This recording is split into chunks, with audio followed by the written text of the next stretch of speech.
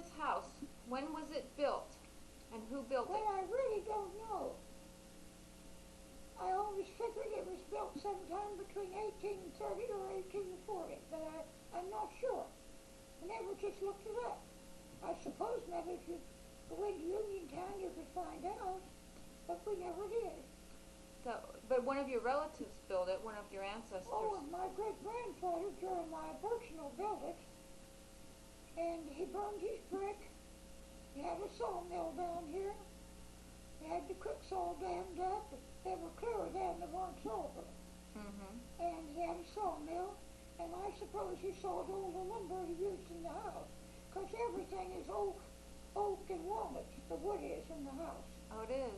Did he build a log cabin here first, or somebody else built Yeah, a we log? had a log cabin first. Did he build that too, or was it his Well, father? his father, but his father died and left. See, he came in here, his father and mother, and they had 5 little children. But his father died, and the oldest one was only 8 years old. And that was Catherine Birchnell, who married the Lyons. Okay. Let me make sure yeah, it's still fine. And So, Jeremiah, I think, was the second one. he's the second And son? he grew up and built this house. And he married Susanna Gans. Okay. And they had 6 children. Mm-hmm. And Joseph Birchnell then was my grandfather, his son Joseph. And Was he the oldest of the no, 6 he children? wasn't the oldest. I think, well, I don't know. I'd have to look it up, but I don't think he was the oldest. Let's see, he had 2 girls and 4 boys they had. Uh-huh. And the 2 girls both married Sturgises. But Joseph cut his knee when he was quite young with a hatchet, and he was crippled. Oh, So he was real bright, and they sent him to the university at Lewisburg. It's now Bucknell University. that's where Uncle Joe went And later. his brother would take him across the mountain some way to where he could get a train. I don't know whether it was over at Confluence or where. Was this But they'd ride on horses, and then the brother would bring the horses back. when was this? About the 1870s? Huh? When was this? No, he graduated from Bucknell before the Civil War. Oh, really? That far back? And then he come back home, and he was teaching school on Bunker Hill, where he met Grandma, Elizabeth Stantz, and he married her Mm-hmm. and brought her here to live. And they had 4 children, all born in this house. They was born upstairs in that room where you're going to sleep. Okay. So, And did he ever go to the Civil War, fight in the Civil Huh? War? Did he fight in the Civil no, War? he couldn't go to the war, but his younger brother George did, and he was killed in the Civil War. Do you know which battle? Well, I don't know the battle. But he- And I think he was wounded, was in the hospital. Mm. And anyway, Grandpa went behind the lines and brought him home, and he's buried in Smithville Cemetery. And your grandfather was, his name was Joseph? Your grandfather was Joseph? Grandmother Stan, she was a Stan. Yes. But your grandfather's name was Joseph? What? What did you say your grandfather's name was? The one that went over to Bucknell? Joseph. Joseph. Joseph Gans Birchnell. Okay. And he's the one that went over to Yes, he's the one that Lewistown. went over there to school. And so came back and they had 4 children here in this house. Yes, they were Laura and Howard, Uncle Howard. Oh, I remember My him. mother's name was Ada, and Uncle Willie was the youngest. Oh, They okay. were all born here. I think you And talked about Mama grew up and married William Morgan, or William Humbert. William Humbert. The 2 farms, the Birchnell and Morgan farm, were joined. Okay. And his mother was Mary Morgan. And his father was Daniel Humbert. Now, I don't know anything about the family. His parents, nobody ever knew where he come from. Whether he came in here with the Morgans and married her, I don't know. But he died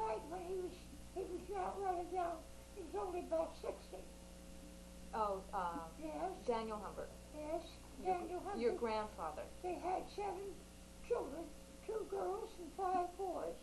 And my father was the youngest. Uh-huh. And he died of typhoid fever when he was only 32. Just after you were born. After he married Mama, they went up there to live in the Humbert house. It's torn down now. And so there was 2 children. Hugh was 4.5 years old, and I was a baby girl of 20 months. Mm-hmm. And she came back to her maiden home to live. Mm-hmm. And I've been here ever since, and I'm now 90 years old. I think I've lived in this house longer than any of the Burschels or anybody else. Yeah, you lay claim to the house, all right. I think I have. Yeah. So what was the house like when you moved back here? Because Well, I remember that you told me at one time the house was divided in 2 and there were 2 families living in it. well, they just had a kitchen on the back porch, and Daddy and Uncle Howard went to housekeeping here, and they had this room for a bedroom. They slept downstairs, and Mildred and Edward were both born here in this room. I didn't know that. Then Uncle Willie got married and brought Aunt Margaret here, and they lived with Grandma. And then Uncle Howard moved out on the Hickenbottom place, and after Papa died, why, they brought Mama back here to live. And we had that kitchen on the back porch. So you just lived in half of the house? No, Or did you have the whole house when you were living here? but Uncle Margaret and Uncle Willie was living here, and they had that kitchen and everything, and Grandma was more or less lived with them. I see. I think we had an upstairs bedroom. Yeah, we slept upstairs. So you and your mother and your brother Hugh had a room upstairs and shared the house with Uncle Howard, and No, Uncle Howard and Aunt Lenny had moved they out. had moved away. You shared the house with your grandmother and Grandmother and Uncle Willie and Aunt Margaret. Uncle Willie and Aunt Margaret. How many kids did they have? Well, they had Grace and Edna were both born here. Go away, Benji. Benji. Oh, But by in the way. the meantime, Uncle Howard, I think they sold the Hickenbottom place out there, Aunt Lenny was a Hickenbottom, Mm-hmm. and Uncle Howard built his house up here. Oh, one that David lives in And I now. can remember going up there when they was building that house. Now, it was between 1903 and 1904. Oh, you were pretty little. You were only 3 or Well, 4 I years was old. little, but I can remember going up there. Oh, boy. And then Uncle Willie, he built his house over here. And that must have been around 1905. And Aunt Margaret and Uncle Willie and Grace and Edna went over there to live. They had 2 girls, huh? And little Edna died the next summer, the little baby. Oh, okay. She was 13 months old. Oh, that's too bad. And Which house did they live in? this house over here, across from Three? here. Across from Oh, here. oh, just down the Yeah. road here? No, it's over here. Oh, it's not there now? Yes, it's over It's still there now? That Oh. was Aunt Margaret's house. Yes, but Uncle Willie, they sold that after she died. I don't know who has it now. They So, not kept it up very good. so when Uncle Willie moved out and Uncle Howard had already moved out, it was just you. After Uncle Howard had moved out and after Uncle Willie moved out, it was just you, Yes. your brother, your mother, and your grandma. Yeah, we had the whole house. And Uncle Howard then tore the old kitchen down, took it up and built it into a chicken house. Okay, Took it up to his place. okay. And I think it's torn down now. It's not up there anymore. Okay. So is that why there were 2 staircases in the house? Because the house was divided Well, in we 2? had this staircase and we had the one in the kitchen. Uncle Willie and them could use the kitchen staircase when Uncle Howard was here, and I suppose they used this one. I see. So there were almost 3 families here at one. There were 3 families here at one time. Then Uncle Howard, Uncle Willie, and your mother's family, And grandmother. grandmother, all Yeah. living here. Well, it's a big house. I guess they could hold Well, all of them. yeah, grandmother, they had the room up over the dining room and kitchen, and grandma, I expect, slept in one of the back bedrooms. that room up there used to be divided in two. And we Okay. took the partition out when we put the bathroom in. Okay. And then, So what was it like growing up here? huh? What was it like growing up here? What did you do as a little kid? Oh, we had lots of fun here. We played with Mildred and Edward and Grace over here. Then later on, Uncle Willie had a little boy, little Stance Birchnow, and he died. He never grew. Hmm. He died when he was 6 months old. And then they had Roger. Grace was about 10-year-old when Roger's dead, but they're all gone. They're all dead now. Well, when you live to be 90, that's what happens. Almost But everybody else they does. died rather young. Yeah. And among my cousins, Uncle Howard had 4 children. Uh-huh. But when we were growing up, Mildred and Edward and Hugh and I played together. Because you were all close Then in age. later they had Ellen and Malcolm. Uh-huh. And Malcolm, Oh, that's Mac Birchnow yeah, now? uh-huh. Okay. later, we played around here and we had lots of fun. We played, there was an orchard between us, there's apple trees in that lot. And we used to play up there, we'd play ball, and we'd go back fishing in the Clear Run, fish for minnies. Yes, you caught one day. And boy, you'd have thought we had a whale. We all come over home showing them that many that you caught. And then they got the ponies, and we bred the ponies, and I had a pony buggy. And they got a pony buggy, and we drive a 2-horse team. They called the ponies Queen and Prince. The first pony they bought was named Queen. And Mildred went to here one morning and telling us it was never a dull moment with her around. Like when Ellen was born, she come running. She and Edward come down here, and I think I had started to school. I was 5 years old. And she said, "Oh, wake up. We got a new baby sister, and we're going to call her Ellen, and your mother's up at our house."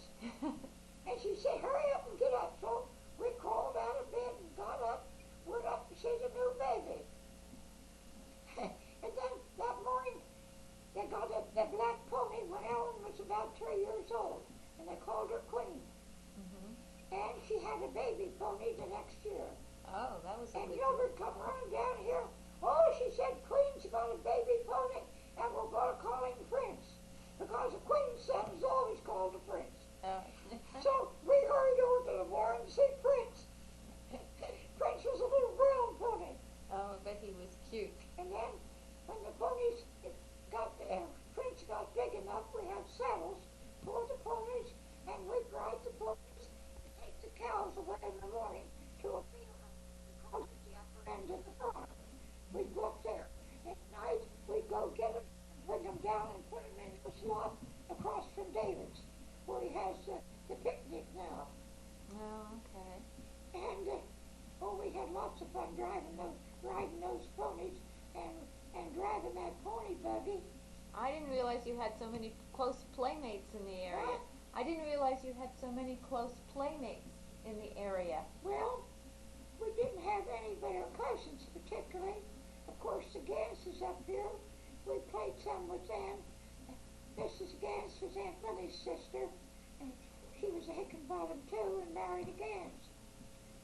And Mary Gans would sometimes come down here. She was the oldest. She was my age, and we'd play together. And Mama, she got to sewing. She was a good dressmaker. She made clothes for everybody. She made clothes for the Gans children, and she sewed for Mildred, Aunt Lenny, and them. She sewed for all the people. What did you live on? How did you get money? Well, she made a little money sewing. That's all we had. Only Grandma, I suppose, she had a little money, and they raised a garden. We lived here on the farm. We had cows that we milked. Mama had cows, and she had a little bit of money after they sold off Papa's things. We got nothing from the Humberts. They got mad and divided up everything, but they didn't give us anything. They got mad because she come down here to live. Well, she couldn't live up there and farm the place. and she didn't take anything but what was hers and Papa's. He was a good farmer. He was doing good. Did they have a house all to themselves? Well, they had Grandma Humbert live with them up there. I They see. kept her. It was some of the other kids. It wasn't so much her. Uh-huh. It was some of the others. Did you know your Grandma Humbert? Was she still alive when you were born? Yes, she was still alive, but I can just merely remember her. So As Mama taking you and I up to see her before she died. I was just a little kid, maybe around 5. As we went back across the field, and we crossed that creek, the clear run back there, on a footlog. And Huey was so afraid I'd fall in the creek, but I didn't. I went across the footlog all right. That sounds familiar to you, Lisa? I took her across the dam tonight, and I was so afraid she'd fall in, but And she I didn't. remember Mama took us up to the bed, and I remember she said, well, hello, Hugh, and hello, Elizabeth. Just checking. And I Do can you remember remember that? Grandma always said she had such pretty wavy hair. Her hair just laid in the prettiest little waves. And I heard Rush Rubel talking about it, and I can remember her lying in bed, and I do remember how pretty her hair was. Was it still dark? Huh? Was it white when you saw it? Or? No, I don't remember that was real white. She was only in 70, but I think she had cancer. Hmm. Did you go to the Gams General School up there? Yes, I went up there to school. We went over to, the first school that you went to was an old house over here that went upstairs in. Oh. And then when I went to school, we went to school over where Edward Store is. That's where we went to school. Well, then when was this other one That built? was the band hall. You see, Papa and all around here had organized the band, and he was a leader of the band. He Oh, played a cornet. Your father was I didn't know that he played Huh? it. Your father played the cornet? Yes, Oh. yeah, he did. He was a good player. I used to have the band picture around here, but I'll let you take it. Maybe David's got one that I can get up here and show it to you sometime. No, I didn't know. So that's where you went to school? It was a one-room schoolhouse? Huh? One-room schoolhouse? Yes. Yes. And then they built a school up here. Do you remember where it used to be? Yeah, I think so. Up there across from the Grange-Hall, torn Yeah. down now. And we went to school up there. That's where Daddy went to school Huh? too. Daddy went to school there Yes, too, didn't they he? went to school up there. So how many grades did you go through there? There was 8 grades in it, but later they got to having the 7th and 8th grade down at Point Marion. They'd take them down to Point Marion on the bus. Jerry went down there, Oh yeah, that's where Mom taught him. and And she went to Uniontown on the train. yeah, I went to Uniontown to high school on the train. Did you catch a train right here in Yeah, Gans? right over the station. House was right above the store, right across the railroad, where Edward's store was. And we'd go over there and get on it went at 6:30 in the morning. Ugh, And then we early. get off the train at the station in Uniontown, and we walked in those days. And we had to walk clear out to the high school building. It was a long ways. We'd go up Main Street and out to, we'd go up Gallatin, and then we'd turn and go up Fayette Street to the high school. And, there were several others going too, and so we all walked. And we had lots of fun that way. Must Yeah. have done you good. Look how long you And lived. then we come home on the 6:30 train. Oh, a long school day. We had a long day of it. Oh yeah, Well, she met 12 this hours. Frank Ben Blosser on the train. Yeah, too. he was traveling in there to work. He was working at the Western Union, Oh. and he had gone to school in there at Doty's Business College. So he had a good business education.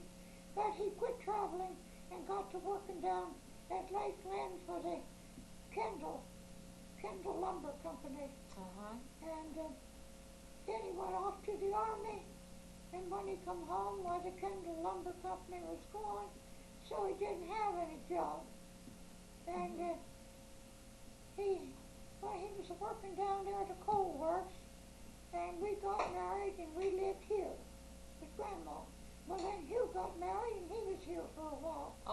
he lived here too. Yes, and then Hugh went out to Fairchance to work for Ray Humbert, and he went out there to live. Okay. And we stayed on here till Grandma died.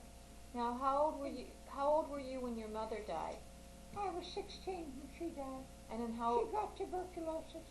and your grandmother died after Daddy was born, 'cause he remembers her. He was about 6 years old when she died. He remembers her, and Joe can remember her. So you were about 26 when she died. I was 26 because just as years ago, I was born in 1900. I know, you're always so And, easy to figure out. Well, then I have to tell you a secret. They have these credit card phone numbers you can use to make phone calls now, and it's your phone number with a code after it. And we just got a new code, and I'll tell you what it is and how I remember it. It's 9110, and I remember it because in 1991 you will be 91 and she will be 10. Lisa will be 10, at least until April. So that's how I remember it. That's the code. she'll be 11, won't she? She'll turn 11 in, but for a few months you'll be 91 and she'll still be 10. So that's how I remember it. I'll be 90 then, 91 in January. Yeah. This next January. Yeah. Well, let's see now.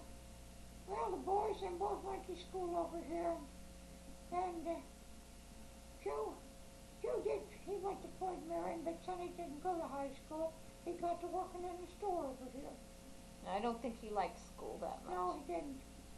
He liked to play They outside. didn't treat him very good. He didn't. But he liked working in the store. So he worked there until he went to the Army. And he was 3 years and a half in the Army. Mm-hmm. And, they had lots of fun playing around here. All the kids gravitated over here to play. They used to say, Mrs. Hickenbottom, Anthony's mother would be up here, and she'd say, "My, must be a regular school down there." Oh, Anthony said, it's all them kids. They'd come over here to play. And Dad had built that wall along the hillside, and they'd go out there and dig and play on that hill. And there was the Benson kids and the Niccolo kids. Seemed like everybody had a couple of boys in the town. This was a good place to play. But there don't no kids around here anymore. And come the war, the boys all went off to war. Herbie Niccolo was killed over in Italy. He didn't come back. And but the most of them did come back. That's good. Sonny came back. Yeah. And Uncle Joe got discharged. He got Well, sick. he got What sick. happened to him? he got sick out in Utah. He got pneumonia. Oh. And he was in the Air Corps, and he came back to Connecticut, and he didn't get well, and so he got to come home. Oh, was he going to be a pilot? Huh? Was he going to be a pilot? No, he wasn't going to be a pilot. He was. I don't know what he was going to be, But but he was that's in the what Air he was Corps, in. huh? And he came back, and then he worked a while over here in the store. He had worked forever too. He worked a while over here, and then he went off to Bucknell School. Okay. Oh, he went to school after the war, huh? Huh? He went to school after the war. No, he went to school before Sonny came home. Oh, I see. But after he was in the Yeah. service. And he started to get a master's degree there too, didn't he? huh? What was his degree in? He got a bachelor's degree first, right? No, he just got a degree over there, and he went up to Syracuse. Oh, so But he didn't go long enough to get his master's degree up there. what was he studying? Do you remember? Well, he was studying political science, which he never should have taken. He should have taken up architecture, which he liked, but he hadn't gone far enough in mathematics. There's a school of design up in Connecticut someplace that he should have gone to, but we didn't know anything about it. But we thought maybe he'd like to go to school over there where Grandpa had gone. Grandpa was an engineer, a civil engineer, and he must have had a good education from all the books and things that he studied. He studied Greek and Latin and everything. Uncle Joe did? No, Oh, your Grandpa did. Birchnell. And what kind of an engineer does Chrissy want to be? Oh, either a chemical or nuclear engineer, something like that. That pays well. Told her not to be a petroleum engineer. They have no. Huh? I told her not to be a petroleum engineer. They don't have jobs in that now. Well, I don't know. But there's all kinds of other fields. Um, so Uncle Joe never got married though. He never. No, he never got married. He was going with a girl over there, and I don't know, they fell out, and he just never did get married. Oh well. So he ended up working for the government. No, he got to working in here to keep him back home. He still worked some with Edward over here at the store. Edward liked him in the store, and they all did. But he didn't want to stay there. He didn't think there was any future. And he got to working in here at Uniontown for the, oh, Public assistance? yes, public. And then he went down to Pittsburgh a while and got to staying with little Bassett family in Tarentum. Mm-hmm. That's where he met Mel. And Mel went up to Connecticut to go to that school up there for, oh, where they train them for, Chefs, huh? trained chefs, Yeah. And cooking school. Joe went up to Connecticut and worked a while up there. And then they both come back to Harrisburg, and Mel got a job with Major D, and Joe worked out at the Harrisburg office. They used to travel over the eastern part of the state, Joe did, Okay. until he retired. And Mel worked over there in the restaurant. So, what did Pop Pop do for jobs? I'll come back. Huh? What did Pop Pop do for a living while the kids were growing up? I mean, your husband. Well, it was kind of hard to get jobs at that time. This was during the Well, Depression. he had a garage down in Lake Lynn for a while, and he and Edward worked up here at Sackett's. But really, Dad never had a very good job. He'd have better gotten out of here, I guess. It was no place for him. Then he got with the highway department, and he worked with them. What did he do for the highway department? Well, he was they called him a maintenance engineer out here. Spring Hill Township. He looked after the roads out here, Spring Hill Township. He had the state highway Right. and the roads going through here. So he knew all the roads. So where did he learn all his carpenter skills? Huh? Where did he learn all his carpenter skills? Oh. Because he put in all this paneling Oh, and well, stuff. he knew how to do. He worked with his dad when he was just a boy. Grandpa Blosser was a good carpenter. I guess he was just born in him to be Yeah. a carpenter, just like the Humberts. Yeah. You take my father, the whole Humbert family knew how to carpenter. They Yeah. were all good carpenters. Uncle Frank Humbert had practically built Uniontown. He had a big lumber yard in Uniontown. He told me himself he had the cream of the trade, Oh, okay. and he built many fine buildings in there. So that's why Daddy liked to do Well, it so much. Dad did work a little bit for Ray Humbert out there. Ray Humbert was Uncle Frank's son, and that's where Uncle Hugh went to work. Mm-hmm. But Dad got to working with the highway department, and so he never went back out there. Yeah. When did he quit? What was his last job? Working for the highway department? Yes, it's the last job. And of He course painted after they that. changed hands and he lost out. They don't do that now, but oh boy, at that time everything was Democratic, and Daddy changed his politics, and they really weren't very nice to Dad. I think they were jealous of him because they knew that he did know a few things. Well, he took the census along and you took it, and he did a lot of carpenter work and painting around. You said that Daddy built a little house when he was a Well, little he boy. did. I've got the, I don't have a picture of it, but I showed you a little house. Yeah. And they said, well, assuming it'll be an antique, we should have kept that little house. As Joe Ryder said, he was only, Jerry was just a baby, just a little baby when he built that house He out must there. have been about 13, huh? And I know Joe Ryder said, well, it's a pretty good house for a kid to make. It was only a rough lumber and he could get her up, you know. Mm-hmm. And he even made a chair and some furniture for the house. Had the skills early on. He should have gone on and he could have been in training for a carpenter. He should have. When he come back from the army, he could have gone in there and laid and done all that. But he went down to Aliquippa and got a job. In steel mills? Well, they were stripping some coal over there at Lorry's. He worked over there a while. And then he went to Aliquippa, and then in the meantime he met you. And that was the best thing that ever happened to him. He met you, and he said he wasn't going to stay in Grants. He didn't care for the place. He'd been out of here, and he'd seen the world, and he knew there was other places to live. And he was going to get out of here. Just like the song, once the boys have seen Gay Paris, how do you keep them down on the I think farm? the Lord must have sent you in here to take him out. He met her, and he took off. He went to Indiana. Yeah. Well, Mom, why don't you tell how you met Dad? Huh? I'm gonna get Mom to tell me. I'll give your voice a rest for a second and let Mom tell how she met my dad. Did her? Yeah. Well, she can tell that. Yeah.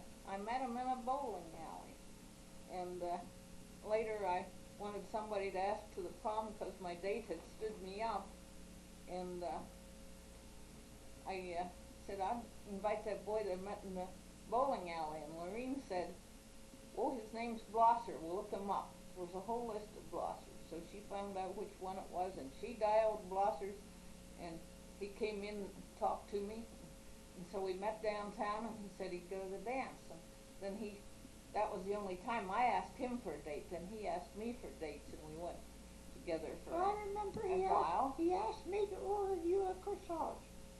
Well, I didn't know who you were. He said, well, she's a school teacher down there. Well, Jerry knew you. And so I ordered the corsage. Oh yeah, Jerry would know you. Were you already teaching Jerry at that time? Or you taught him later. I taught him later. Tell me how he hemmed and hawed when you called him up to ask him to the dance, and why.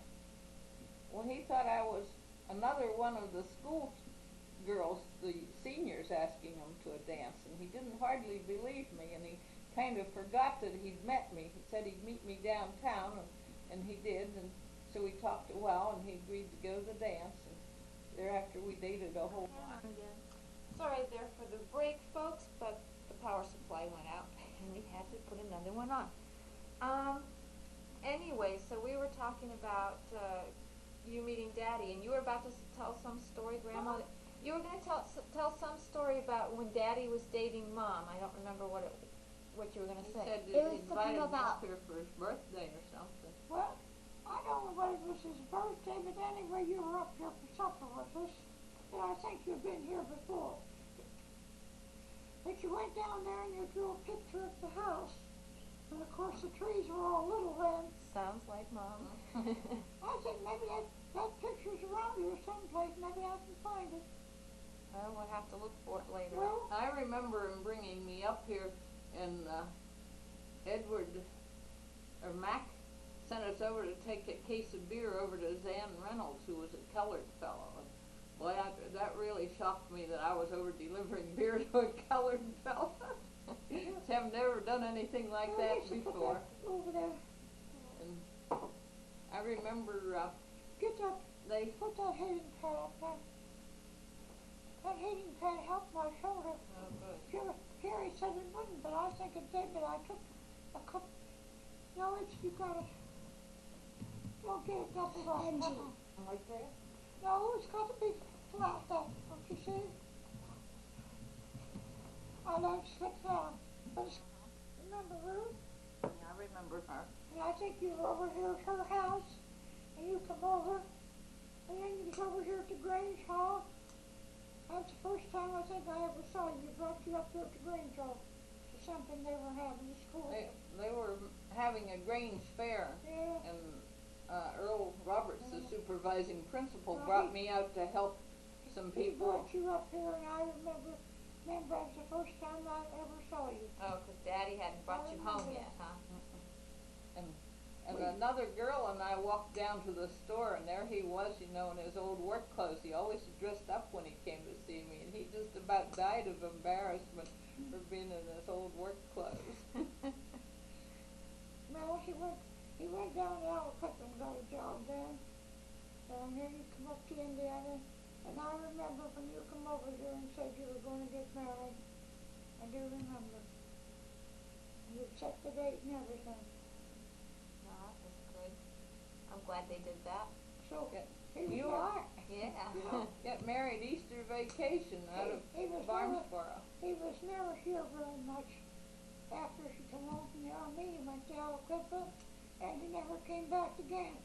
A lot of people say, well, how come he doesn't? Well, I said, when you're a farmer and you're working in a dairy, you just can't go off and leave your animals. You gotta stay there. Well, he came over a lot more after he Oh, got yes, rid of the dairy but cows. he didn't go over in Gants and visit around with them. Maybe he'd stop in to see Mac or Edward or some of them, but he didn't bother with any of the rest of them. I don't think he cared that much about them. No, I think he just cared for his own close family and not.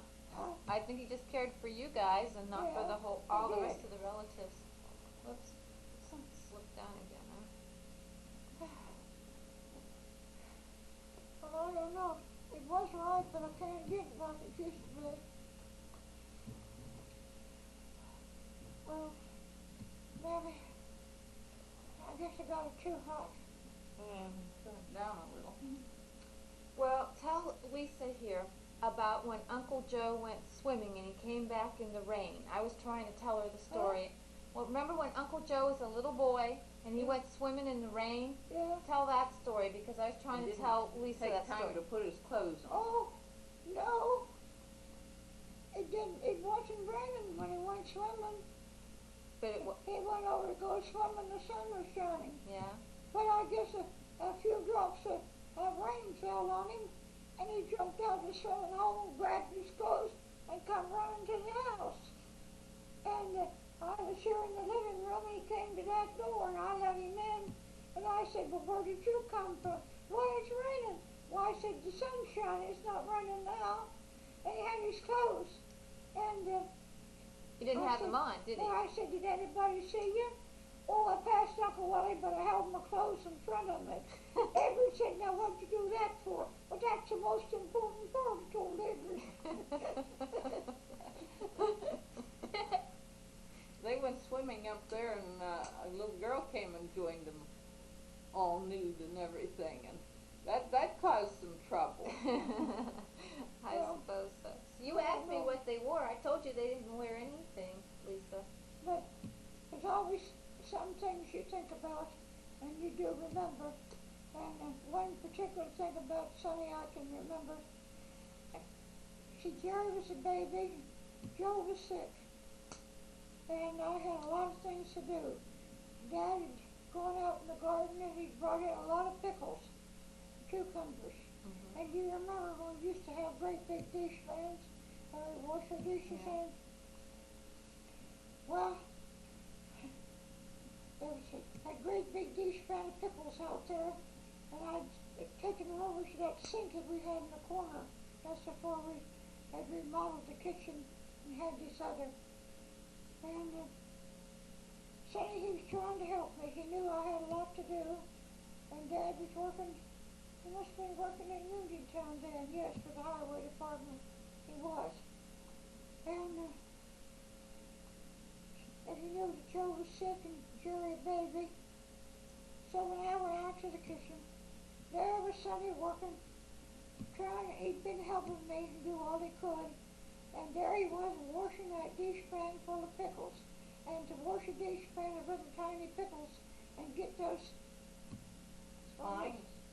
well, those prickles off of him. And that's what he was doing. He had a little brush, and he was working away at him. Well, I watched him, and I said, well, he was going to get it done, and he did. He got that dish pan of pickles all washed, and it was a big one, believe me. And then I put them down in crocks and put them in brine. And I had milk crocks I'd put them in. And then I had to make up those pickles the next day. Well, that was good Didn't of make him. them all up in one day. Tell Lisa also that story about, And, yeah, I do remember the house that he made in the chair. He came in, after he got his house made, well, he came in, he made a chair. But he did it so quick, I couldn't imagine how he got that chair made. but it was a pretty nice little chair. And then he made a boat. A boat? Yeah, Didn't they make a covered wagon? well, they did have a wagon, and they took sacks and covered the wagon. I don't know, made some kind of a frame. I think we had a picture of that here I have a somewhere. picture of him when he was oh, And Benji, go away. Harold and Hugh B were here that summer. Go and lie down, please do. I had this picture of him when he was just a little boy tugging on this wagon with some other kids in it, and he's got little puffy cheeks. I know where I got my He's puffy what? cheeks from. Oh, he's got little puffy cheeks. His cheeks are all round, and he's there struggling and pulling on a wagon. It's the cutest picture, Grandma. Well, It's one of your pictures. I expect that's Harold and some of them, and maybe Joe in the wagon. Yeah, Joe was one of the kids. Well, Harold, I expect, was in it. And he's pulling the wagon. Yeah, it's a Well, cute picture.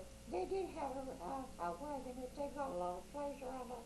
Well, he saw that Dad and Bryce and Heath was making a boat over here in Gas for some man. Over there where the post office is, you know. And so the first thing I know, Sonny was making a boat. Oh, he'd go around here getting up old lumber. Uncle Howard used to get mad at him for getting up stuff. He cut up some kind of a board that Uncle Howard didn't want him to cut up, and he was kind of mad about it. But he got over it.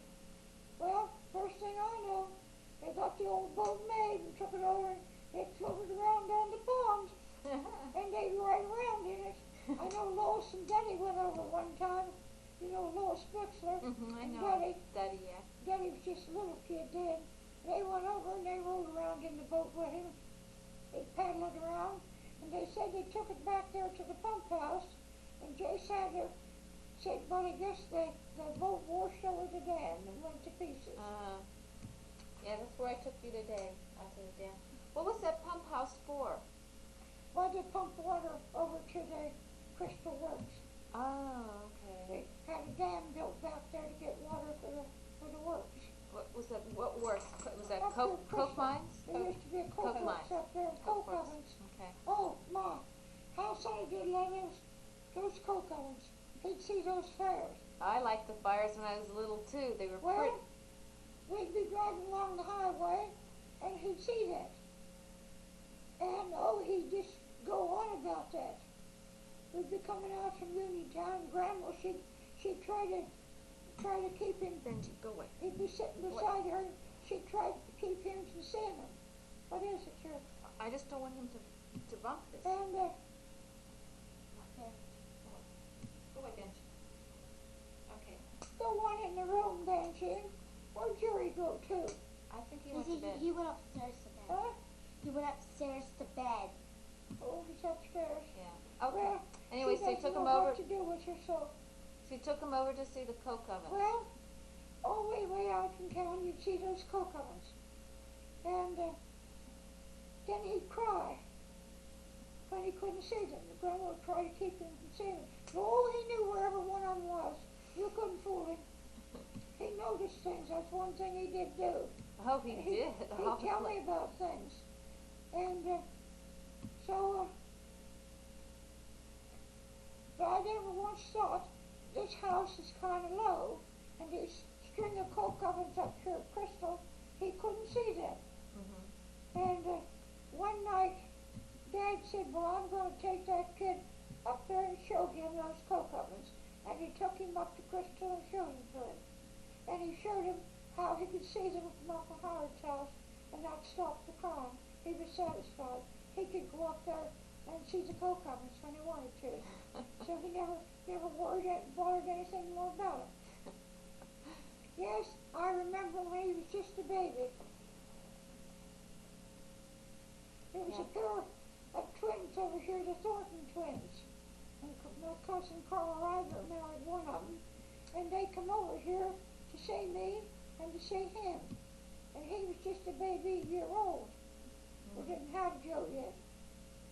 And we went out to the car, and he was standing. They had running boards on the cars back in those days. And he was standing there on the running board, and all at once, one of those twins, now they weren't dressed alike, they had married and lived in Pittsburgh. Her name was Madeline Lane. And they said, look at that baby looking at us. Well, I looked at his little face, and he had the most puzzled look. Could they Now, look he the same? knew that they looked alike, although they weren't dressed alike, didn't have their hair fixed alike, but the way they talked and everything, they were identical twins. He just couldn't take his eyes off of them, and he noticed that. Well, you all tell the story when I was a little baby. I wouldn't go to Uncle Howard because he had a mustache. I was scared of his mustache. Yeah, we took Uncle Howard over there one time, and all you could do was just look at him. I said, Dad, that baby, take her over there to see him. She's looking at his mustache. So, Dad took her over. He was holding you, and you reached out one little finger and touched it. And oh dear, you were scared. You wouldn't go to Uncle Howard. And then you wouldn't go to anybody that had a mustache. You wouldn't go to him. And that's when you told your Grandma Camel that you wanted Santa Claus to stay home and shave. Didn't want him to come see you. I didn't know I said that. Well, you wouldn't make up with Uncle Howard, and he tried to get you to make up with him when he'd come back here. And he had a cat that he called Snooky. She was a real cute cat. And she was black, but she had white whiskers, and you wanted to pet the cat. And Uncle Howard had her on his lap, and he said, well, come on over. It's about time you and me made up. And so you wanted to pet the cat, and you got up on Uncle Howard's lap. And from that time on, you wasn't afraid of him. But Karen wasn't afraid of his mustache. She didn't notice that. But you've never seen anybody with a mustache. I guess not. Now, it's true that Daddy noticed everything. You take him into a building, he'd tell you, oh, they've got these beams going across here, and it's got this kind of construction, and you took him out for a walk, he noticed all the trees, What kind they were. what kind they were. Yes, he did. He always noticed things. And I know he came in and was telling me, he said, Mama, do you know how a snake goes up a tree and comes down? Oh, I said, I never paid that much attention to snakes. Well, he said that they don't go straight up. They wind around the tree. And he would tell me all about that. You've been studying it, I can tell. And they used to play Amar Roo back here along the creek, along in the rocks. They would read Rick Bradford in the funnies. They'd be waiting out here for the funny paper, for the Bruce Heath delivered the paper to see what Rick Bradford was doing. And Amar Roo, the hidden city. So they'd see what he was doing, and then they'd get all the kids to come back there and play with. And pretend they were hidden that. city. See, I told you we played those kind of games too. Only we pretended we were the TV shows. We saw the same kind of thing. Tell the story about him and his not wearing his boots to school. Oh, Oh, I know this one. well, he'd go out here and he'd hide his boots under the front porch. It was a frame porch then, and he could push them under there. He couldn't run in his boots, and he never wanted to wear any kind of a coat. He had one of the little short coat. I remember when I was in town, I got him knickers. They wore knickers in those days that come below the knee, and then you had socks you pulled up over them. And I got him a red jacket. Oh, I never saw anybody so tickled in all my life as he was with that red jacket. Because it was short, you know. He wanted something that fit him tight around the waist. We bought him a leather coat one year and he never liked it. Because we thought the coat would keep him dry. But he didn't like it because he couldn't run in it. Well, he hit his boots. And so he come in on the... I saw him as he come up through the yard. I saw he didn't have the boots on, but I didn't say anything. I just about let on. He made a big deal about taking him off out on the porch. And Joe was laughing when he come in, and he said, I said, what are you laughing at, Joe? And Joe couldn't help but laugh. He said, well, Sonny taking off his boots. They hit him under the porch. Oh, I said, I saw that. I knew he hit him. Then his dad caught him at it, didn't he? Huh? His dad caught him. No, With the I big- don't think your dad ever paid any attention to him and his boots. Well, I thought he got a spanking point that when he was over in school, they had a big wad of chewing gum. You want to tell that story, Yeah. Mom? And what Grandma? You know that story, Grandma? He had Oh, the big wad of I chewing gum. don't know, I heard her talking about it, and teacher said, well, Malcolm, bless her, you got chewing gum in your mouth.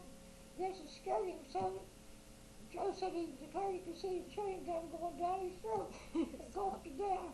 And the teacher laughed so much she didn't get after him. Yeah. I remember he said he liked to play marbles, and he had his favorite marbles up there. He was Oh, putting he always shooting did. marbles. Lisa's the marble I player. have all the marbles. Marbles. He liked to play marbles, and he was always giving them away to the other kids. I like to play marbles too. Well, Mom, you tell me some stories. We'll give Grandma a rest here for a minute. Tell me what you did when you first got married. You were working in Barnesboro. Well, Joe, Joe and Sonny was just 14 months older when we had Joe. And boy, those two, they played together. They had a big time. They'd run around here playing. You couldn't give one kid one thing without having two or something.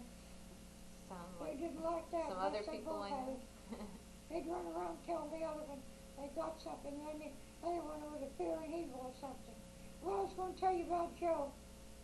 One Christmas, Sonny liked to get ready for Christmas. He wanted a Christmas tree. Well, we never had bothered with Christmas trees, and he wanted one. And my grandma, she got a piece of an old pine out here, an old pine tree, and we fixed him up one. Oh, he was happy over his tree. So next year, we got a Christmas tree. Well, Sonny was interested in trimming the tree, but Joe, meantime, Grandma's in the kitchen making pumpkin pies. And she forgot, they had little pie pans, and we'd make them each a little pie. Well, she forgot to sprinkle any cinnamon on the pie. And Joe, he wasn't interested in trimming the tree, and Sonny was in the room getting his tree all trimmed up. And Joe wanted a piece of pie, and Grandma was going to give him it. But Grandma, I don't want white pie, I want brown pie. Well, Grandma said that I can't cut the brown pie, it's too hot. I don't want it. I want brown pie, I want white pie. You didn't put any cinnamon on my pie. Well, finally Joe come in, eating his piece of pumpkin pie. Grandma cut the brown pie, even if it was hot, and gave him a piece in a saucer so he come in and eat me. But one time, Joe and his pie, I had made the butterscotch pies. And of course, the butterscotch filling I'd put in the crust, then I'd beat up the egg whites and put on top. Mm-hmm. And so I had their little pies all ready for them, and was going to put them in the oven. But Joe wanted to take it in and show it to Grandma. She was sitting in a rocking chair there in the dining room in front of the fireplace. Mm-hmm. And we used to have a fireplace out there before we built around it. Mm-hmm. But he wanted to take it and show it to Joe, and I said, well, now, Joe, I don't want you to take it, you might drop it. But Joe got his pie and went in, and he was telling Grandma, he said, Grandma, you see, it's all white on top, but it's all brown underneath. And just then that pie turned to flip-flop, and the brown was on top. I knew that's about what would happen, and I come running in. And Joe just stood there. If you could have seen the expression on his little face, and Grandma said, don't scold him, but I had to laugh, too. Because he was so disappointed he didn't have any pie. Did it land on the floor? Yes, it landed, but we used to keep linoleum in front of the fire, so it wasn't hard to clean up. Sonny shared his pie with Joe. Now, the time that Joe, Sonny was always interested, and they liked to get ready for Christmas. They just loved that. They'd trim their tree after we got to having a tree, and they decided they was going to get me, I didn't know they was going to get me a Christmas present, but they had some money, and Sonny gave him his money. Joe went over to the store to get me a Christmas gift.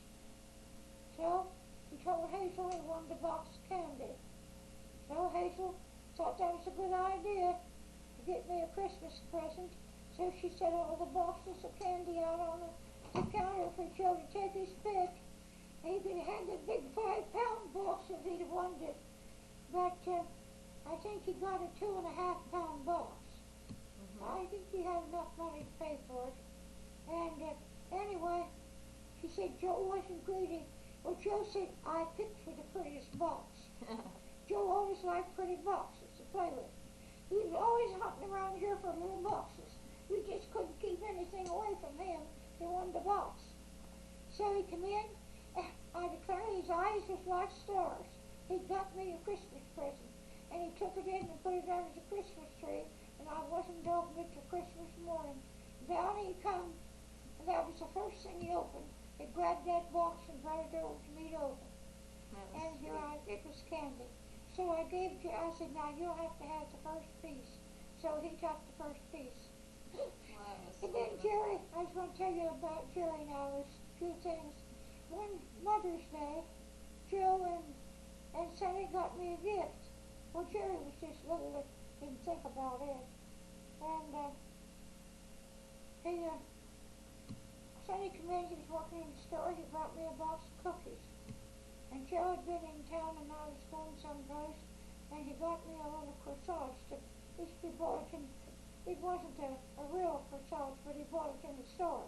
That is a real flower, but it was free.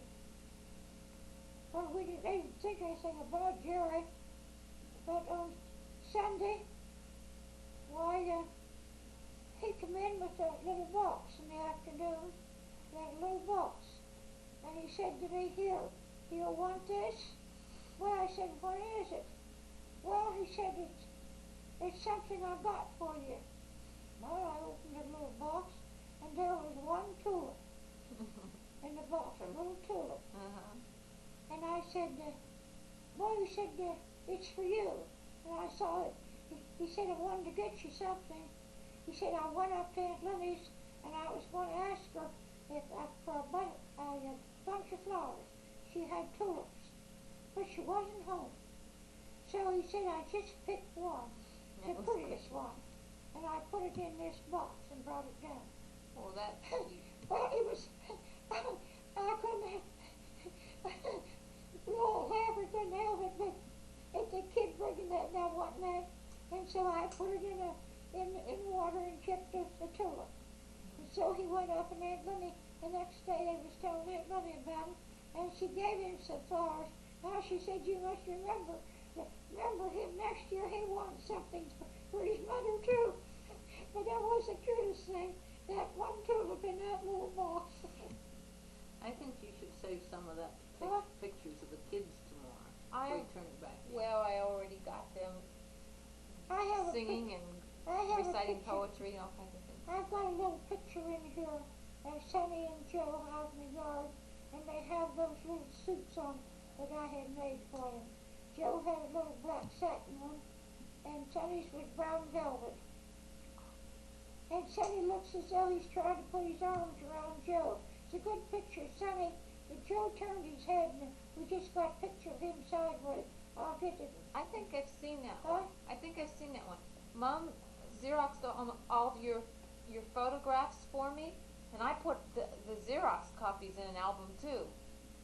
So I have albums too, of not quite I real don't think photos. you have that picture. No, I don't have that one. I had it over there when Sonny died, and I had another picture of him that I was just showing to someone. And I remember Angie liked those little suits. That little brown velvet one is up there. Yeah. But the blouse is pretty much worn to it. But the little suit is upstairs in the cedar chest, I think. Tomorrow, can we go up and see it? What are you saying? Tomorrow, can we go up and see it? I can't hear you. She wants to know if we can see it tomorrow. Yes, I think maybe I can find it up there. Okay. It was a little made out of pongee that it's not too good, but you could use it. It's buttoned on. Okay. Mom, did you want to tell any stories about Mac Blosser? Just want to go to bed. Oh, you wanna go to sleep? Worn Wow. out. Well, maybe we'll end it for tonight. So Sonny, I never bought him any long coats after that. He wanted a jacket.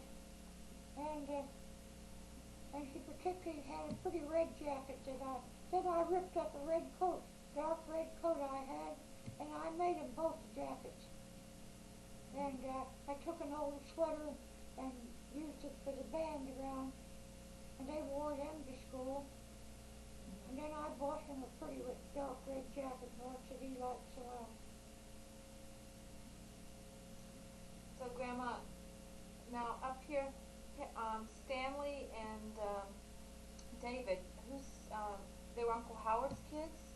Is that who's? No, they were Oh, Ellen's. is it Ellen's Oh, children. Ellen's children. Ellen Ellen was, married Stanley Miller okay. and went to Jersey City to live. He got a job over there, and she had Stanley and David, and she died when David was 10 days old. She had a blood clot. Mom's tired. I was telling her she could Huh?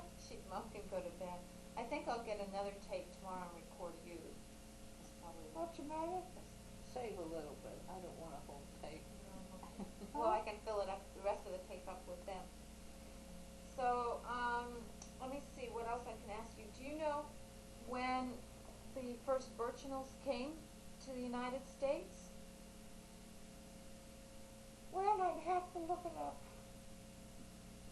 They came with Lord Baltimore, Mm-hmm. I think. They came to Kent County, Maryland. Now, when did Lord Baltimore come? I don't know, probably the I'd have to look it up in the 1760s, history book. 1770s, And something like that. maybe it's in the personal history, it may be. Well. I expect it is. Mm-hmm. And I think they came in here around Thomas Birchnell around the 1790, 91 or 2 sometime. And is he the one that built the log He cabin? Yes, he built a log cabin, and they called it Grassy Run. It wasn't called Gants until after they built the railroad. Oh, I see, that was the name of it. Yes, and they had a station over here, and the engineer said Mrs. Gants owned that ground, and she gave the ground, so they built the station over here. Mm-hmm. And Grandma and Mama boarded the engineers Oh, in this house. oh. And they were sitting out there at the table. You see, there was a one-story kitchen here at one time. Mm-hmm. And, well, they said, might as well call the town Gants. Oh, yeah. And so they just named it Gants Station. And Oh, that's how. Okay, here we are again. I just wanted to ask you some questions about the Blosser side, because last night we got what? the Blosser side of the family, because last night we talked about the Birchinals and you growing up here and everything. But I wanted to know if you knew anything about the Blosser side when Pop said they first came here in the. I Oh. can't hear you too good. Pop said the Blossers first came to the United States in the 1700s sometime. Do you know anything about that or any of the Well, I Blosser don't history? really know too much about them. Only what he had in his books. Are those books in there? Yeah, I've looked at it, but you tell me what you remember about the Seltzers and those people. Well, he didn't know too much about them. I don't know where they first came to. I think they came to Virginia, maybe. The Blossers. Maybe to Harrisonburg, Virginia, or someplace there. I don't know. Mhm. And but he didn't know too much about them. Did he know where they came from? Did they come from Germany or Switzerland or? Well, one time he got something from somebody out in Ohio, and they said that the Blossers came over on a ship called the Snow Betsy, Mhm. and they lived near Blois, France, and they were Swiss. They were Swiss. Came from Switzerland. When I I was had heard they came from Germany, but I think they said they got the name from one who lived near Blois, France. And it was a castle or something there that gave it the name. Yeah, when I was in Salt Lake City once, I looked it up in the genealogy. When I was in Salt Lake City once, and I looked it up in the genealogical library, the name Blosser, there was a Peter Blosser, not our family. some Not other, our family. but he came from Switzerland, so maybe this, Came from Switzerland. yeah, so it might be, I think it Well, probably is a Swiss I name. don't think there was any Peter Blosser in the family, No, but there was a Nicholas Blosser, maybe an Isaac Blosser, and that Blosser that married Mary Margaret Brooks was, I think his name was Henry. Henry Ross. Blosser. So when they came here, they settled over near Cheat Well, River somewhere? There's the Blosser farm down there on the Blosser Hill. And it's still in the Blosser name. It's always been there. I think there's an old Indian mound down there maybe. Oh yeah? And I don't know now, that's where they originated from, I suppose. So was that house built about the same time as this house? Oh no, that house was a newer house, Newer. I think, than this one. It wasn't a brick house. Uh, But it was probably a log house, maybe originally, I don't know. mhm, No, I can't tell you very much about it because I don't know. mhm.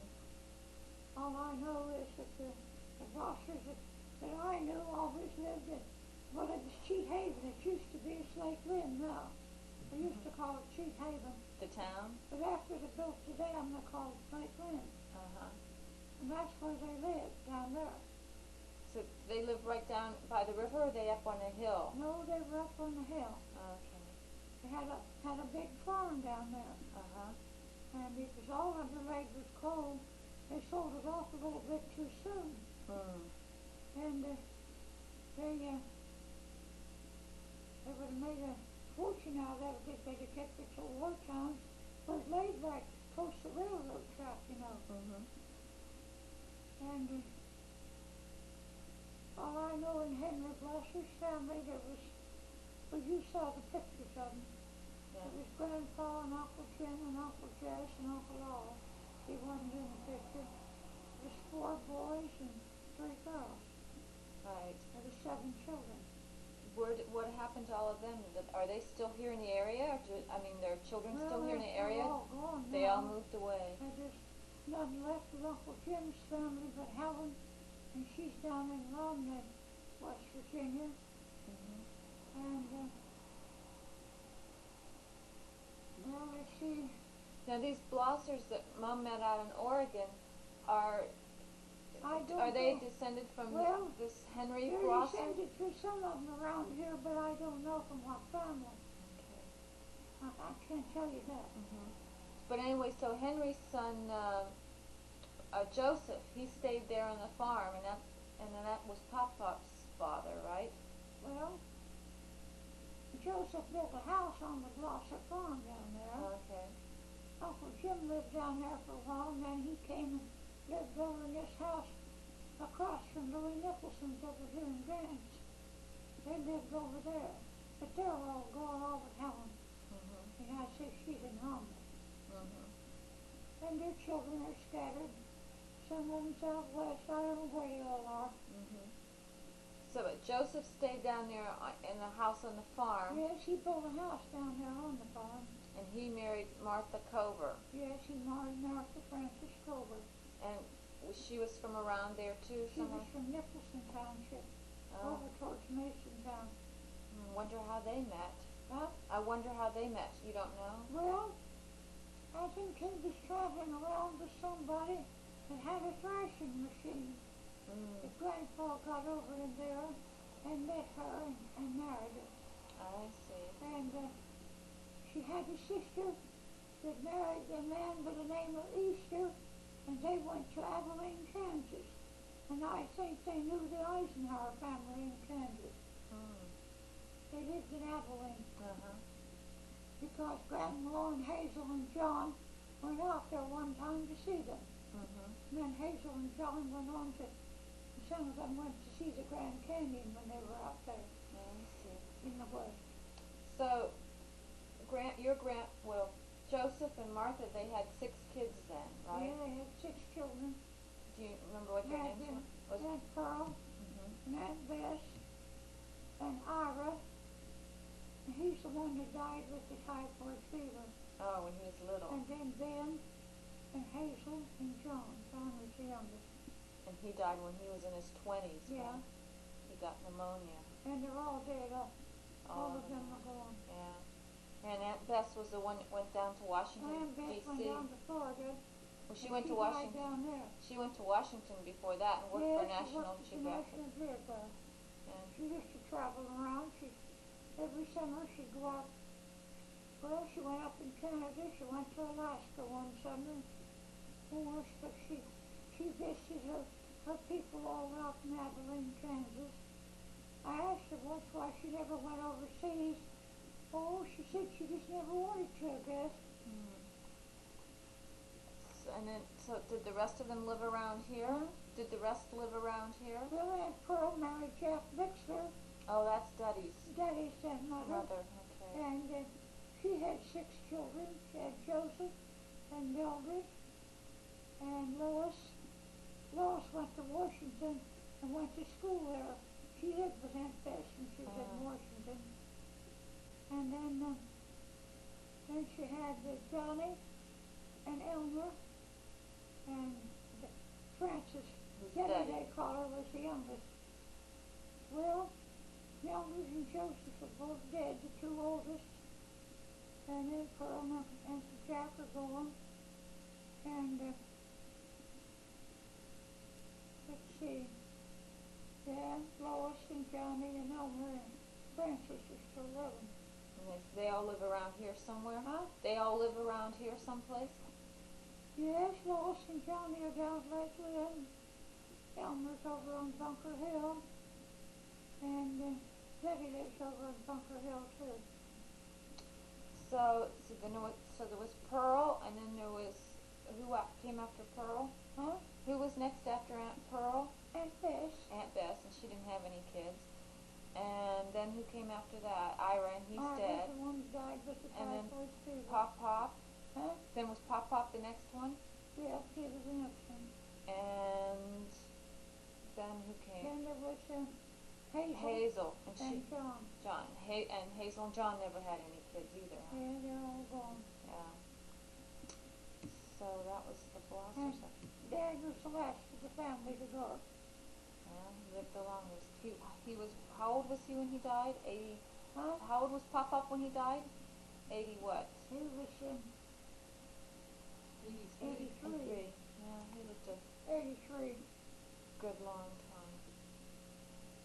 So, Then he died, no wait. he died in 79. He died in 79. Yeah, just before I think Lisa. he was 83 years old. 83. You outlived him, Grandma. Huh? You outlived him by a long time then. Yes, I did. 11 years. I outlived him by 11 years. If he died in 79. I did. So, and when Well, he, sometimes you do. yeah, well, most women do these days. So when he grew up down there, I know he used to talk about he had to work on the river cleaning fish. He said he had to clean fish, and so that's what What'd you say? Pop said. He grew up near the river, and he had to clean fish when he was a boy, and so Oh, he yeah. never liked fish Oh, after he that. liked that river was nice and to swim in, and he had a boat, and he made a boat, and he would float around on the river and go places, and they'd go out fishing. He always knew where the fish beds were. They'd go out and bring in fish. They'd go digging. You ought to heard Pop tell about all that, how they'd bring in fish. People would come out from Uniontown and places to get fish. Oh yeah. They had good fish in the river then. And Dad said, well, they got so, Hazel used to say she was raised on caviar. They'd get the fish eggs, you know. And that's what they make caviar out of. Yeah. But neither one of them liked fish. They Yeah. wouldn't eat them. But Dad would eat Long John Silvers. He did like He did that. like that. Yeah, it doesn't taste too fishy. And he liked to stop and get some of Long John Silvers. But he never cared much for fish, and neither did Hazel. Was he a good swimmer? Oh my, yes. He was a good skater too. Oh, that's He had shoe skates. He could just skate around on the river. Did he teach Daddy to skate? Well, yes, and Sonny used to use those shoe skates of Dad's. Yeah, 'cause Daddy was a good skater Everybody else would come to borrow those skates, I guess, to warm up. too. And Dad got a pair of skates of his own. I heard he was a good. Both still wagon, you should like to get skates and go skating. I heard that Pop was a good baseball player too. Yeah, he was. Yeah, I don't think Daddy He was was a good. good baseball player. And he was a beautiful writer. Right. Oh yeah, his right He went handwriting. to Douglas Business College. Yeah, his shorthand and When his he was in handwriting. the Army, he did clerical work all the time. He wasn't sent overseas. He No, stayed because here. he was gone. He was already with the 80th Division, ready to go. And this captain, at the last minute, he decided he just couldn't get along without Ben to do the clerical work. So they sent and took him out. Then he stayed in Camp B, Virginia. You went down to visit him, didn't Yeah. you? Who'd you go down with? Huh? Who did you go down with? Well, I went down with Hazel and I went down, and then we come back and visited Aunt Beth. She was in Washington. We visited her. How'd you get down there in a train? Yes, we were on the train. Uh, Went to Connellsville, took a train. that must have been a brave adventure for you. Huh? You must have been pretty young. How old were you? About 19? No, I was 18, I reckon, 18. when I went down there. And Hazel, though, had been to Washington before. She was older. And I don't know, she'd gone down there with Aunt Bess. See, Aunt Bess went to Washington when she was pretty young. Oh, I see. She went away from here. She went out to Ohio. And, well, she was up at State College a while. She graduated from college. She went to Washington, to Georgetown University. Oh. And she just stayed in Washington. Then she took Lois down there. She had an apartment in Washington. But after she retired, she went to Westchester. And she bought a home over there. And Dad told her, he said, well, Aunt Bess, he said, Bess, we've always lived in an apartment. And he said, I don't know what you want to buy a house for now, but you won't have anybody to help you keep it up. And if you have to pay for everything, well, it's pretty expensive. And she thought that she could rent part of it out, and that would bring her in money. But I don't think she was too satisfied over there in Westchester. She went down to Florida and visited with some woman that she'd known, and she thought she'd moved to Florida. Well, she sold her house in Westchester and went to Florida, and she got an apartment down there. But she got cancer, and she died. Well, I thought she had cancer when she left. She'd gotten so very thin. And so she never come back here then, but they brought her back and she's buried out there. She left all her money to charity. She didn't leave us any. Yeah, I remember that. She had a good bit of money. She left some to the American Bible Society and some to the West African Gospel Publishing Company. Somebody Well, got there was to her. some woman that she knew. We had a picture was there. I don't know what Dad did with all that stuff. I don't see it around here anything. But she got down there to Florida and St. Petersburg. Yeah, I remember when we went down one year Yeah, to that's the feast. just a good place for them to get around old people and get their money. Yeah, I think so. When did Aunt Hazel die? And Hazel died in 1969 or 1970? I know I had been helping her, taking care of her. We went to the Feast of Tabernacles, and she walked over here to see me before we went. And I was packing up to get ready to leave because we were going to stay in a big old house over there, if you remember. Oh, in the Poconos. Yeah, I remember that over one. in the Poconos. And she said, well, I didn't know you took so much stuff with you. Well, I said, we're going to stay in this house, and we don't know just what all they'll have. I think we were taking some blankets, and we would take food with us too, you know. And I know she wasn't very good. And I said, but you oughtn't to walk over. And Ben took her home. And I called Edward, and he said it was all right. But when I come back, well, she was sick. Well, I went over, and she had one stroke, a light stroke. But she had another one. We took her into the hospital, and she didn't live very long. She died. Yeah. And she was kind of weak and funny for a long time, She wasn't she? kind of had a nervous breakdown. Oh. But you never got to know Aunt Hazel. She was a real self. Oh, she helped Edward in the store. In fact, she worked over there for 50 or more years with Edward. And they built her home and everything. She was the one that wanted him to go in the store. She really helped him start it up. Got him started to making money. And they were doing good. Yeah, that's too bad that she had a nervous And breakdown. then, let's see now, Aunt Pearl died before Hazel. And they went pretty close together, all of them. I think Aunt Bess,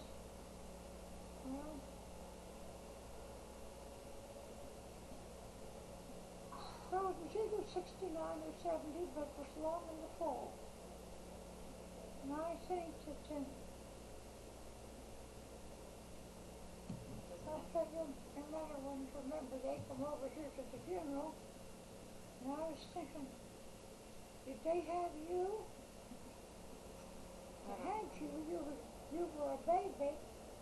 No, they had you and Karen both, because you were over there when you were pretty good size. You went over to see Aunt Hazel. I remember seeing her at least once. Yeah, you were over there. So I just remember she was kind of out of it even then when I She didn't saw live very long. She had the stroke. So, tell me what Hugh's kids, your and- brother Hugh's kids' Aunt names Pearl were. had cancer too. Tell me what your brother Hugh's kids' names Huh? were. Tell me what your brother Hugh's kids' names were. What about you? What was his kids' names? Harold and Hugh B. And they were about Daddy's age, huh? Well, Harold was 3 years younger, and Hugh B. was about 3 years younger than Harold. Did they stay here in Fairchance? Huh? Did they grow up? Did they still live in Well- Fairchance? They didn't live here. They went to Fairchance and lived. And they used to come out here in the summertime and stay with us, though. But Hugh got, he was threatened with tuberculosis, and he went to Asheville and spent a couple of winters. And then he'd come back in the summertime, and he'd come out here and stay with us in the summertime. And then Hugh B. and Harold. Her people lived in Uniontown I see. at that time. And then they had some children. I know you were telling. Well, Hugh B. and Harold had some children because you were just telling me some of them were out in Oregon. Well, Harold was a minister, Baptist minister. Okay. He went to school out in Illinois, and he met this Jerry. Her name was Lindhart. She was from Illinois, near Chicago. I can't think of the name of that school. And met her in college. She was a nurse. And she went on and she got to teaching nurses.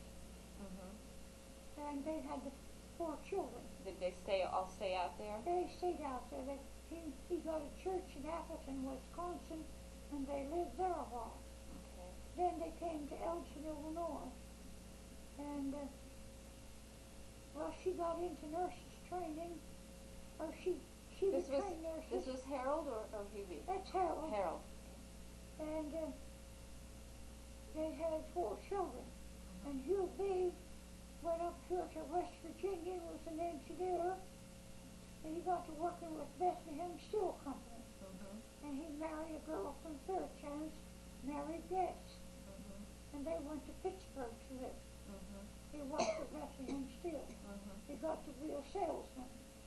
And they had 2 children. But she's the one that, she only had 1 kidney, I guess, to start with. She died from And then kidney the other one went bad, and she had a kidney machine for over 20 years. Oh my. But Hugh B. knew how to work the machine. Is he still alive? Huh? Is Hugh B. still alive? Yes, he's still alive. Down in He was Pittsburgh. here last spring after Mary died. Mhm. He still lives in Pittsburgh. And where are his two kids? Well, Susan's married and lives up, about 30 miles from Pittsburgh. Mhm. And Paul, the oldest, is down in Atlanta, Georgia. Okay. And they had never had any children, seemed as though his wife, he married somebody from Wisconsin. And I can't think of her name. And she just couldn't carry a child. Mm. But she did this last one, and there's only one boy in the Hunter family now to carry on the name, and his name is Mark. And they live down in Atlanta, Georgia. Okay. And What about Harold's kids? well, Harold, I told you, Phil's out in Eugene, Oregon, Uh-huh. and well, I don't know whether he preaches, has a church out there. He went on to school and to a Baptist seminary out there, and I just don't know what to call him now. Did he have kids? No, he never had any children. And Harold and the oldest girl, Faith, has 3 children, Mhm. and she married somebody with a Gregory Waite, Mhm. and they're down in Columbia. They're in some kind of missionary work. I see. And she has 3 children. Mhm. They were here, well, a couple of years ago. They came back to see Viola before she died. Oh, that was good. And they had 2 children, Sarah and Sheldon and Hannah, Mhm. the 3 children. And they're all down in They're Columbia. down in Columbia. And Vernon, the 3rd one, was the musical one in the family, and he plays with an orchestra, the Sega bass viol. Mhm. And he married a girl, and I think she's a music teacher, Lorraine from, well, I think she was from Tennessee or Kentucky, Mhm. someplace down there. And they have 2 girls, Elise and Amanda. They just had a new baby girl last winter, and they named her Amanda. And the other one is Elise. Mhm. And I think she gets piano lessons. But he has diabetes, so they have to be pretty careful with him. And Pat, the youngest one, Joy, lives in Charleston, Illinois, and she has 4 children. She has Aaron and Sean, and Irish names. Mhm. Her last name, her husband must be Irish. And she had, then she had 2 more. A little girl named Jennifer, and she had another baby girl named Shannon. How do you remember all these things, Grandma? Well, they were here, and I saw them when Aunt Viola died. Oh, okay. And Hugh and Viola lived in Fairchance, but Hugh worked with Ray Humbert in the lumber business. And then after Uncle Hugh died, I think you were at the funeral. Yeah, I was at his My funeral. Aunt Viola said there was no use in her staying out there in Fairchance by herself. She sold their house, and they got an apartment in Pittsburgh to live down there. Near Hugh B. They had made an application for the Baptist home down there, Mhm. for she and Hugh. And she could be there with Hugh B, and she could do things for Mary. In fact, they went down there and took care of Mary for a while until she got on the kidney machine. Mhm. And so Well, Grandma, you have a good memory. this Susan married Michael McCready, and I kidded him. I said, well, that's Hugh B's daughter. Uh-huh. And I said to Michael, I said, there must be something in you Irish. Your name, Michael. Yes, he said, his father was Irish, but his mother was Italian. That's a good mixture. He had real black hair. And I said, well, I guess that Joe said that was the Spanish, and that Spanish Armada that went to England. You know, they tried to get away from the English by going up around the Irish coast and coming down that way. And someone wrecked in Ireland. Uh-huh. And that's where the Irish get their black hair and blew up.